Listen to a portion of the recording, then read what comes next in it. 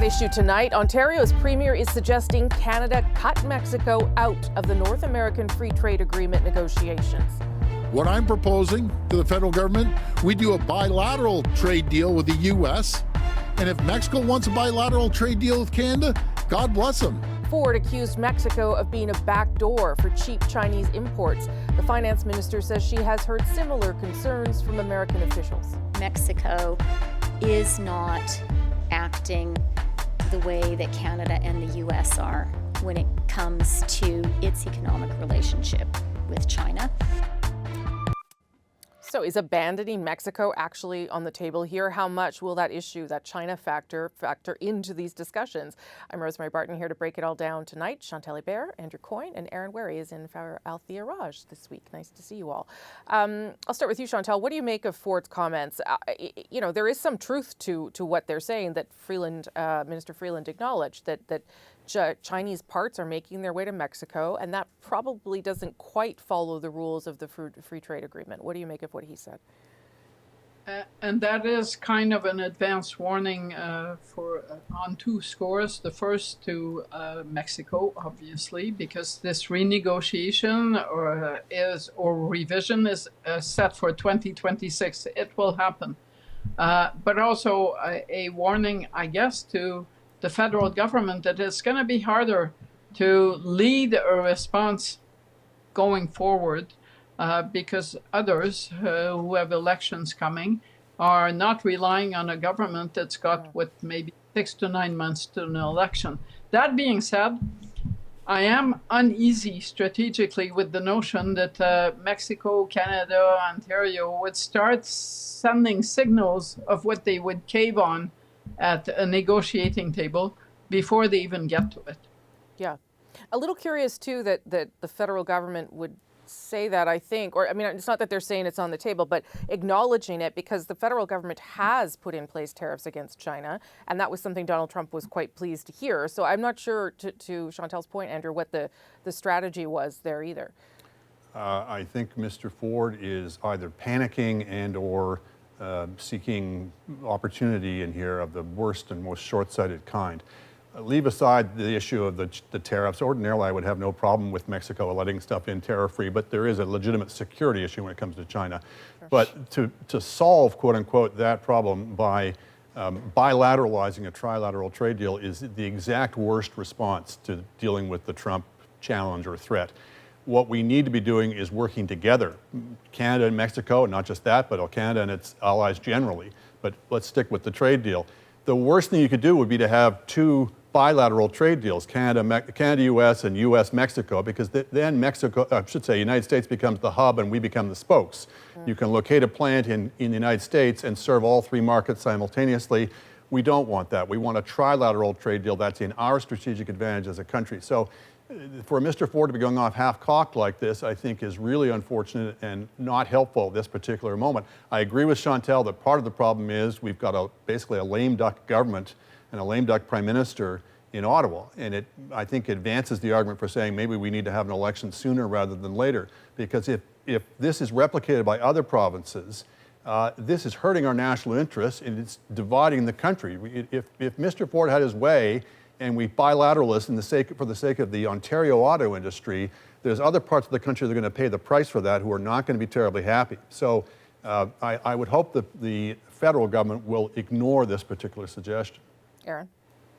Well, I mean, I don't know that they've ignored it, right? You heard Christopher Freeland come out a day later and put it pretty delicately, though, to say, yeah, we have heard these concerns about Mexico and, we share them. Or I think she said at one point, we have sympathy for those concerns. I think Chantal kind of hinted at it. It's hard to ignore the fact that Doug Ford may have an election coming up even sooner than the next federal election, and it's tempting to read it in that context. I think from the federal government perspective, I think if you go back to the last negotiation, they did have in Jerry Dias and other people these voices sort of outside the tent that would periodically sound more bellicose, would rattle some sabers. Maybe there's something of that going on. I think, though, as Andrew says, there's a thin line between some saber rattling and maybe some sort of reckless getting ahead of things. I think there's also a lot of history between Canada and Mexico. going back to the previous negotiation when, Canada thought Mexico threw Canada under the bus and Mexico thought Canada had tried to throw them under the bus. So I think maybe there's some of that too. But I also think that this just, again, goes back to Donald Trump. When there's a disruption, a threat like that, you sometimes get people, trying to kind of save themselves or put themselves in a better position at the expense of other people. Yeah, Chantal? Okay, but in the end, and I want to pick up on the notion of an election, the first problem is you do not have someone that has a strong mandate to negotiate for Canada.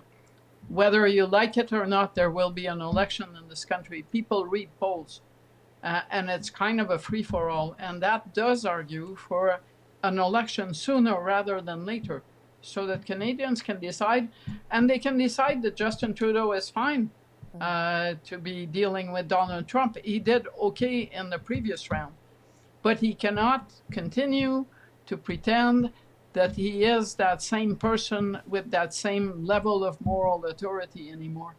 No, And but when we're not, Chrystia Freeland- go ahead. Yeah, but when Chrystia Freeland says that, she may have a point, but it also comes across as she's trying not to antagonize the Ontario Premier because there's a federal election coming. Yeah, except, I mean, they're not dealing with this issue until January, and the issue of That's tomorrow. And the issue of CUSMA is 2026. So do they not have the right to make positions and take positions until then? But the thing is that's not the issue. Right. The thing is, if Mexico and Canada are going to start shooting at each other, it only helps one person at the negotiating table, neither of whom is the Mexican or the Canadian representative. It's the guy who likes negotiating, Andrew. Mr. Ford can take whatever position he likes behind closed doors, but to be making public statements like this in a way that is divisive and counterproductive in terms of a coherent negotiating strategy with the Americans, which I will stress means a united Canadian position. It means a united Canadian-Mexico position, and it needs, in a broader ambit beyond trade, it requires a unity amongst the democracies.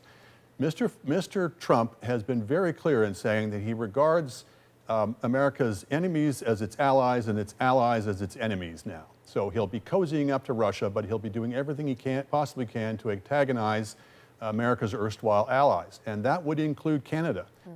He is essentially a nihilist, and he will be looking for ways, for example, to divide us amongst ourselves. So I think we need to have a conversation amongst all of Canada's leaders, amongst the different political parties, between the provinces and the feds, on working out some kind of, it doesn't mean everybody has to march in lockstep to whatever the Prime Minister says, but it does mean we've got to figure out some way to approach this in a relatively unified fashion, because otherwise the Americans will pick us apart. Aaron. Look, I think one complication with having an election is that the Liberals are probably banking on the fact, or the idea, that they can spend a few months at least dealing with Donald Trump and sort of proving their mettle again to Canadians, and then carry that into the next election. But to Andrew's point, I do think the Doug Ford comments raise the issue that there is not going to be, or it seems unlikely to be, a united front this time around in Canada. Last time around, the Liberals were able to put former Conservative cabinet ministers that were in Stephen Harper's government on their advisory panel. They had Brian Mulroney on their side. I can't imagine the Liberals and Conservatives, or I have a hard time imagining the Liberals and Conservatives working together this time. You had Pierre Poilievre already, tweeting that he was, kind of mocking the Team Canada approach. So I do think, as much as the Liberals might want to, show themselves, prove themselves again in their ability to deal with Donald Trump, the domestic debate is going to be much tougher than it was last time. Chantal, last word. Not only, but they're not going to get to prove themselves, because as you heard this week, and it makes total strategic sense, the Trump team will wait out the Trudeau team until there is an election. Now, how about the notion that Justin Trudeau has been looking for a reason to explain why he should lead the country for another 4 years? And how about the fact that his main success has been handling Trump in the previous episode? So if he's looking for a narrative, he needs a mandate. No one is going to take him seriously in Washington unless he gets a new mandate or is gone. And it's Okay. a legitimate debate. It's Yes. if you want an overarching issue to frame an election around, Sure. which party is best prepared and which leader is best prepared to deal with Donald Trump is a legitimate issue to have an election over. At issue, Donald Trump's border czar. The U.S. president-elect is putting Tom Homan in charge of all U.S. border issues. Homan wasted no time raising security concerns about the Canadian border. If you're going across the northern St. Lawrence River or come across the lake or on foot, they need to know right from the start, you can come, but you're going to be arrested, you're not going to be released, and we're going to remove you. So what's to be made of this focus on the Canada-U.S. border? What could it mean for our relations with the United States? Chantal, Andrew, and Aaron all back to discuss this. There are two issues here, but the one we'll talk about tonight is how the Trump people are concerned about people coming through Canada into the United States. Obviously, we are also concerned about what Trump might do, which would force people to try and come to this country. But we'll deal with these comments, Aaron. What do you make of that, and what should that signal to the Canadian government? I mean, I think it, underlines that Canada needs to take seriously the idea that people are moving from Canada into the United States. It's not, granted, it's not necessarily a new concern. Going back to the sort of post 9/11 era, there was this great concern that Canada had a porous border into the United States. I'm hard pressed though to see it as sort of the biggest issue either for us or for them. The biggest issue for them remains the southern border, and the biggest issue for us remains our southern border, because we may have to concern ourselves with people trying to flee the United States again and come here. Mm-hmm. Part of the reason for amending the Safe Third Country Agreement under the Biden administration was to deal with that northern border, their northern border concerns, the U.S. northern border concerns. But I would wonder whether that agreement is still going to hold up through, 4 years of Trump. Yeah, Andrew? Yeah, because it was always a question whether the United States was genuinely a safe third country. It is clearly and manifestly not a safe third country. So we are going to be faced with, I don't know how many people coming north. Remember, the plan of the Trump government is to round up and put into detention camps 15 million people. And the task of that is so enormous, it's ridiculous. It's likely to lead to massive resistance in the United States. But one form of that resistance may well be thousands, tens of thousands, I don't know how many people coming north to try to escape their fate of being stuck in camps for however many years. We can't possibly admit that many, but we can't possibly prevent them all either. We have a 9,000 kilometer border with the United States. If they're really determined to come, we've got a real problem on our hands. And one of the problems administratively is are we going to have any kind of safe third country type of arrangement we can possibly, in good conscience, maintain? So this alone, leave aside trade issues or defense issues or anything else, this alone is a 5-alarm fire of an issue. Though I will say, and I readily admit it's different, but when Trump was president the first time around, he attempted to enact a ban on certain Muslim countries, and at the same time, there were plenty of people in Canada who thought the Safe Third Country Agreement should be suspended. It was not, and Canada did welcome some of those people, or at least the Prime Minister opened his arms to that. I'm not sure that would happen again, Andrew. This is orders of magnitude worse. Okay, Chantal. I don't think it's terribly useful to go back to the first Trump administration for what fine. the future bodes, to tell you the truth. Sure. I've seen nothing in that campaign or in the appointments that were made over the past 2 weeks that goes in that direction. So maybe it's best to leave it alone. But second, we did have a border issue. It's not what they think about our border for people going south. How many people do you think are going to wake up in the morning looking at what the equivalent of concentration camps in the U.S. and say, I'm going to go south? The problem is on our side and how we are going to handle this. And I don't know if we are going to stop looking at the U.S. as a safe third country. But for sure, things are about to happen there that have nothing to do with what you saw in that first term. I take your point, and I think it's right. But my point was there were already questions at that time about about that ban and what they would do with the Safe Third Country Agreement. And it did lead to court challenges in this country, but it didn't lead to the end of the agreement. I'm not saying it couldn't happen here, but what's the worth of the agreement when you've got thousands of people overrunning your border that you can't possibly man for its entirety? I mean, what are you going to do? The Roxham Road was one place, yes, and it became a major issue in this country. You're thinking the entire Canadian-U.S. border with thousands coming across. That's a completely different proposition logistically. And for this government anyway, and I don't know where Pierre Poilievre stands, but for a government that is moving towards reducing immigration targets, I'm not sure how they would then manage. Of course, if someone's seeking asylum, it's different, but obviously there would be constraints around that too, Andrew. Well, our whole immigration policy over the years has been predicated on the idea that we have oceans on three sides of us, and we have a manageable border on the south. And a lot of times we pat ourselves in the back for what are either well-regulated or liberal-minded immigration policy we have because of those assumptions. Well, one of the oceans are still there, although they're less and less of a barrier with modern transportation. But that fourth wall is now about to crumble. And it's going to test, I think, a lot of our assumptions about ourselves. It's going to test our liberal-mindedness, and it's going to test our peace, order, and good government theory of ourselves. This is a serious challenge. About 30 seconds, Aaron.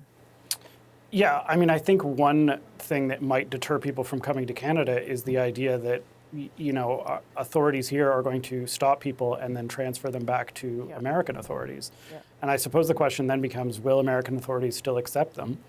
So first of all, will the Trump administration keep the Safe Third Country Agreement in place? And then the flip side of that is, domestically, does the Safe Third Country Agreement still hold up to legal challenges?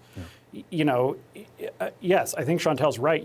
The first Trump presidency is of limited precedent at this point. But I think it is worth noting that compared to the Trudeau government's tone last time around, that tweet after the de facto Muslim ban, now you're hearing Mark Miller say things like, not everyone is welcome here. I think the tone is an implicit acknowledgement that the practical situation and the political situation has changed a lot. Donald Trump's new cabinet choices are shaking Washington, choosing Representative Matt Gaetz for Attorney General, despite Gaetz being investigated for sex trafficking involving a minor and drug charges, though he was never charged. Former Democrat Tulsi Gabbard as Director of National Intelligence. Gabbard has expressed support for Russia and been called a Russian asset by Hillary Clinton. What's to be made of Trump's selections, and what do the choices tell us about the priorities of his administration? Let's bring everybody back. Chantal, Andrew, and Aaron. I know this isn't like really Canadian politics, but they are pretty, let's call them bold choices. Let's call them bold choices. And Robert Kennedy Jr. was also named late this afternoon to head up essentially the health department in the United States. Andrew, what do these things tell you about the direction he's going in, provided these people all get, of course, approved? Yeah, well, bold is one word, insane is another. It's either genuine madness or it's a power play where you essentially force the Senate Republicans to accept madness as a token of fealty to the emperor. Trump, until now, I think you could describe him as a nihilist. I think this marks the transition to Neroism. Caligula appointed a horse as consul, but the horse probably had less potential to do damage than some of these appointments. I mean, if you were trying to think of the worst possible appointees to each of these posts, for defense secretary, you would get, maybe a guy who's never run anything to run a $1 trillion budget, 3 million personnel, with the fate of the world as its mandate organization. Or if you were trying to pick the worst possible director of national intelligence, you'd get a known security risk and potential Russian asset. Or if you were trying to get the worst possible attorney general, you'd get a suspected or alleged statutory rapist. Or if you were trying to get the worst possible health secretary, you'd get a vaccine denier with a tapeworm in his brain. So the madness of it is so apparent and so obvious that, as I say, the only potential method in that madness is the degree to which he wants to cow the Senate and bend it to its will. I suspect it may not even have that. It may just be Trump doing what Trump wants to do. I mean, should we say anything else? I don't know, Chantal. I'm laughing, but obviously these are. Yeah.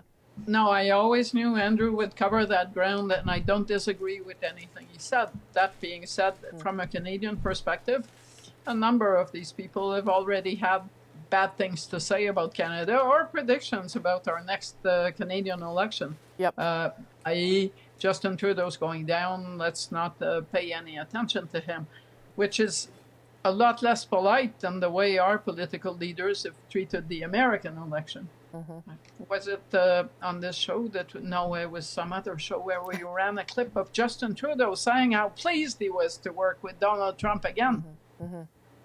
But I'm thinking about this committee, this cabinet committee that met for the second time this week, and that last week or the week before, after the election, spent a lot of time telling us everything is going to be okay. It's all great. It's almost business as usual. I would have liked to be a fly on the wall to hear what they thought about those appointments and how many friends they have amongst those people. Yeah, I mean, they didn't have many of them yet, but they're meeting next week, and I imagine that there's not a lot of friends in that group, Aaron. And I don't know, do you need to have friends at that level, or can you do all the business with the people around them, which is sort of, I think, what they're banking on?